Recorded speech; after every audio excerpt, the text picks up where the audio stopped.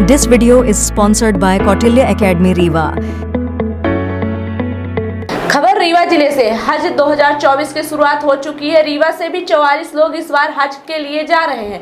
ऐसे में इन लोगों को मक्का और मदीना में किसी तरह की कोई परेशानी ना हो, उसको लेकर रीवा में लगन मैरिज गार्डन में वहीदून मेमोरियल ट्रस्ट के माध्यम से हज ट्रेनिंग कैंप का आयोजन किया गया। प्रशिक्षण में हज में जाने वाले लोगों को बताया गया कि किस तरीके से सफ़र करना है और मक्का और मदीना में कहां कहां ठहरना है, वापसी किस तरीके से करनी है। इसके अलावा हज के अरकान किस तरीके से पूरे किए जाने हैं, इसकी जानकारी भी दी गई। मक्का और मदीना में अरफात, मुजदलफा, मीना में किस तरीके से हजियों को हज के अरकान पूरे करने हैं, इसकी बारीकी से ट्रेनिंग दी गई। रीवा से इस बार महिला पुरुष को मिलाकर कुल 44 लोग हज के लिए रवाना होंगे, जिनकी फ्लाइट मई के आखिरी दिनों में मुंबई से रवाना होना शुरू होगी। रविवार को रीवा के लगन मैरिज गार्डन में रीवा से जाने वाले हज यात्रियों को पहली ट्रेनिंग दी गई। इस दौरान हज के ट्रेनर शरीफ खान और हज के जानकार हजियों के द्वारा हजियों को ट्रेनिंग दी गई। इस दौरान उन्हें हज के दौरान होने वाले अरकानों को प्रैक्टिकल तरीके से बताया गया। साथ ही उन्हें यह भी बताया गया कि किस दौरान कौन से अरकान करने हैं। साथ ही प्रोजेक्टर के माध्यम से उन्हें उन जगहों को भी दिखाया गया जहां पर अरकान पूरे करने हैं, जिससे किसी तरह की दिक्कतें भी ना हो। साथ ही ट्रेनिंग के माध्यम से हज के दौरान किस तरह की दिक्कतें आ सकती हैं और उन्हें किस तरह से बचा जाए, इस बात की भी जानकारी दी गई। हज पर जाने वाले लोगों के लिए कोरोना का टीका अनिवार्य किया गया है। साथ ही टीके का सर्टिफिकेट साथ ले जाना पड़ेगा।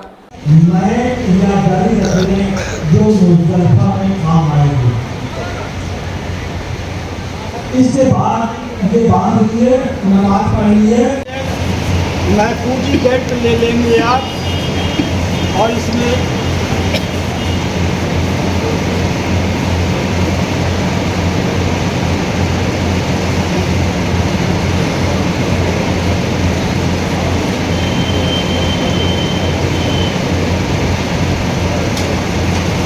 इस तरीके से लगा लेंगे।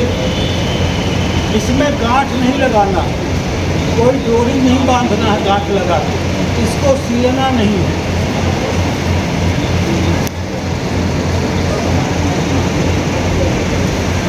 दूसरी चादर भी 2.5 मीटर की होगी, इसको ओढ़ना है।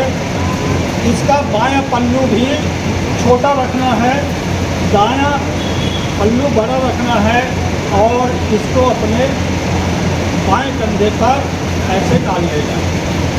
ये आपकी एहराम की चादरें बंध गई, लेकिन अभी एहराम की पाबंदी लागू नहीं हुई।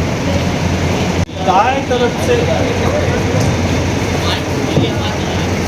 दायां कंधा खोलकर दाएं बगल से ये चादर निकाल के बाएं कंधे में डाल लेंगे। ये तवाफ के पहले और उम्रा का तवाफ के शुरू में ही ये कर लेंगे। इसके बाद संगे अस्वद के पास काबा शरीफ के सामने पढ़ेंगे कि आपको सुनाई दे दे आपके कान में, दूसरे के पढ़ने में खलल भी ना पड़े। उसके बोल भी आप सुने हैं।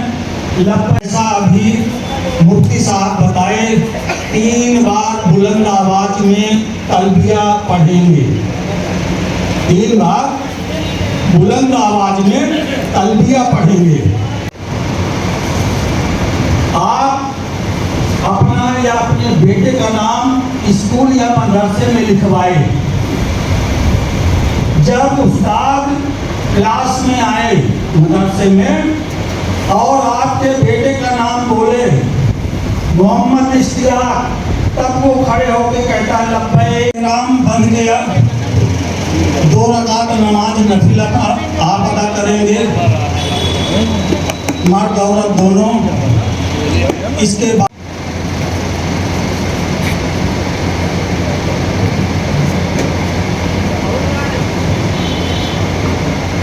मुल्क ला शरीक लह।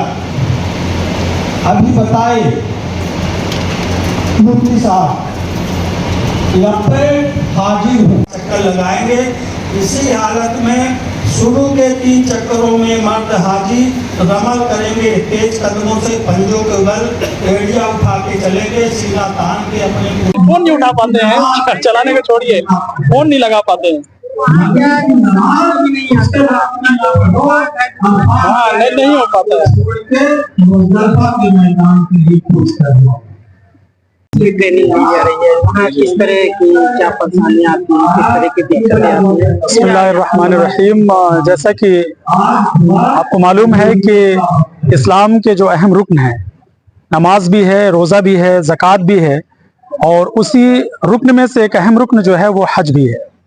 हज इस्लाम की एक ऐसी इबादत है जिसमें इंसान की दौलत भी खर्च होती है और इंसान की क़ुव्वत भी खर्च होती है। यानी आपको अपने जिस्म से भी आपको वो अरकान अदा करने हैं, नमाजें पढ़नी हैं, तवाफ करने हैं, खाने काबा के बहुत सारे जो दीगर अरकान है वो अदा करने हैं, साथ ही साथ आपकी दौलत भी खर्च होती है। आप देख रहे हैं कि आज हज की जो है पहली ट्रेनिंग हो रही है, और इस ट्रेनिंग में जो भी हमारे यहाँ से हुज्जाज इकराम, उनको हज का तरीका, हज कैसे अदा करना है, क्या चीज़ें आपको यहाँ से ले जानी ज़रूरी है और क्या क्या मशक्क़तें आपको उठानी हैं, किस तरीके से आपको एक दूसरे का ख्याल रखना है और क्या सहूलतें आपको वहाँ पर बरतनी है, इन सारी चीज़ों की जानकारी और सारी चीज़ों की मालूमात यहाँ पर हज तरबियत कैंप में दी जा रही है। और जैसा कि हाजी डॉक्टर कलीम खान साहब ने बताया कि तकरीबन पिछले 23 सालों से जो है श्रीमती वहीदुन्निसा ट्रस्ट के तहत ये हज तरबियती प्रोग्राम मुनक़िद किया जा रहा है। और ये बहुत ही अहम और ख़ास बात है कि जो लोग हज के लिए जाते हैं वो नए होते हैं, उन्हें मालूम नहीं है कि वहाँ के हालात कैसे हैं, वहाँ पे इंतजामात कैसे होंगे, क्या करना है क्या नहीं करना है, एहराम की हालत में हमें क्या चीज़ों का, किन चीज़ों का ख्याल रखना है, क्या चीज़ें नहीं करनी है, खुशबू इस्तेमाल नहीं करनी है, या किसी से कोई हम बदकलामी नहीं करनी है, बुरी बातें नहीं करनी है। इन सारी चीज़ों की जानकारी हर साल जो है ये तरबियती कैंप में दी जाती हैं।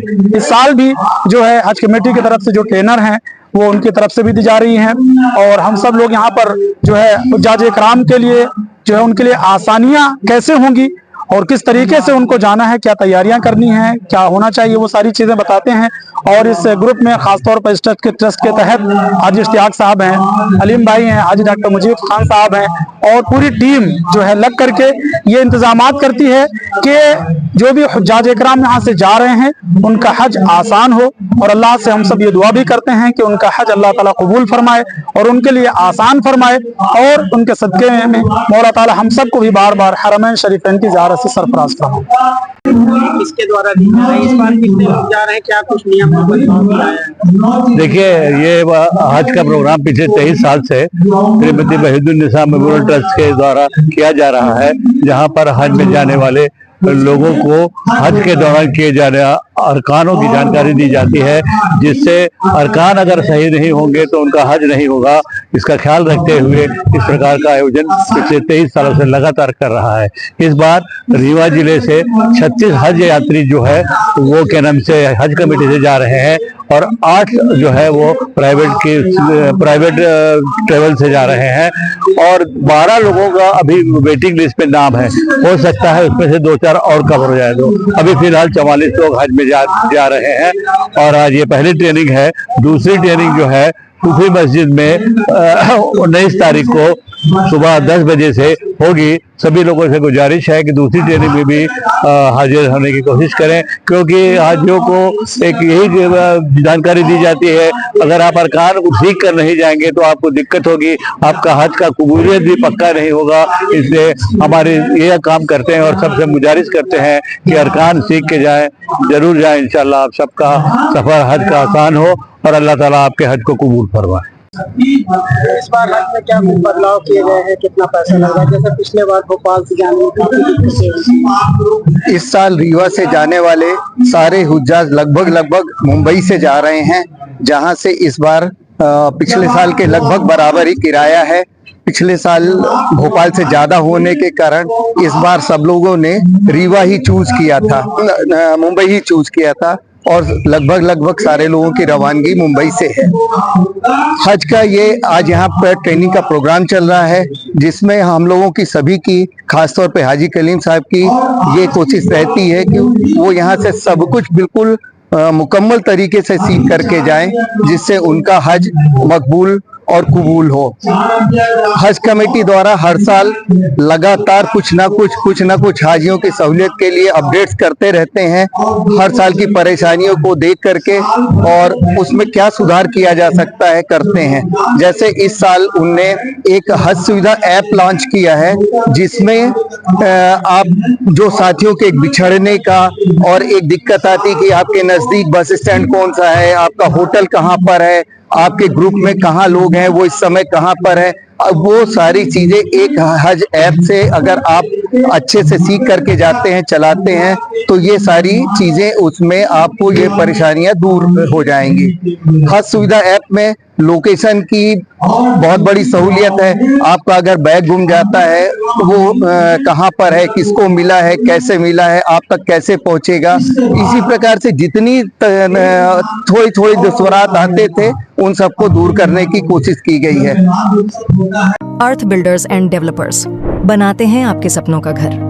अर्थ बिल्डर्स एंड डेवलपर्स लाए हैं आपके लिए ग्रीन सिटी दुल्हारा सिरमौर और dream city Agdal.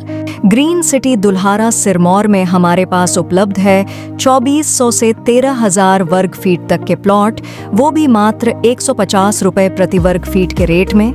Dream city Agdal में 1800 से 4000 वर्ग फीट तक के प्लॉट उपलब्ध है 525 रुपए प्रति वर्ग फीट के रेट में।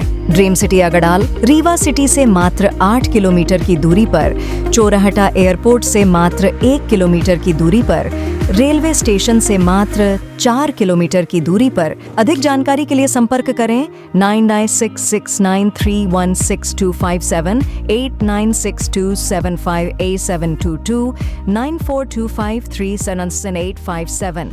हमारा एड्रेस है Earth builders and developers, flat number 311, A block, Samdariya building, new bus stand, Rewa.